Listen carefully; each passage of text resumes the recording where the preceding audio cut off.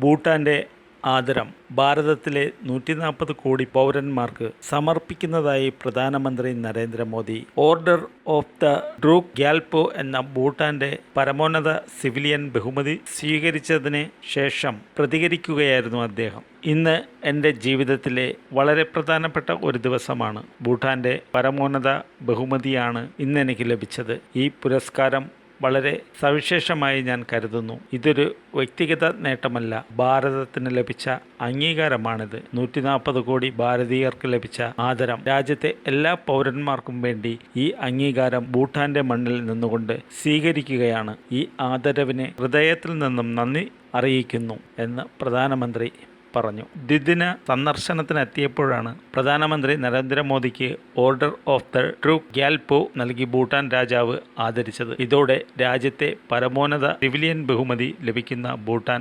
പൗരനല്ലാത്ത ആദ്യ വ്യക്തിയായി നരേന്ദ്രമോദി മാറി. ഇന്ത്യ ഭൂട്ടാൻ ബന്ധം വളർത്തുന്നതിൽ നിർണായക പങ്കുവഹിച്ചതിനും ഭൂട്ടാൻ ജനതയ്ക്ക് നൽകിയ വിശിഷ്ട സേവനത്തിനും നൽകുന്ന അംഗീകാരമാണെന്ന് ഭൂട്ടാൻ അറിയിച്ചു. ഇതിനു മുൻപ് 4 പേർക്ക് മാത്രമാണ് ഓർഡർ ഓഫ് ദ ഡ്രൂക്ക് ഗ്യാൽപോ നൽകി ഭൂട്ടാൻ ആദരിച്ചിട്ടുള്ളത്. തലസ്ഥാനമായ തിംഫുവിൽ വെച്ച് ഭൂട്ടാൻ രാജാവ് ജിഗൈമ ഖേസർ നാംഗ്യേൽ വാങ്ചുകുമായി നരേന്ദ്രമോദി കൂടിക്കാഴ്ച നടത്തിയിരുന്നു. 2014 പ്രധാനമന്ത്രിയായ ശേഷം മോദി നടത്തുന്ന 3ാമത്തെ ഭൂട്ടാൻ സന്ദർശനമാണിത്.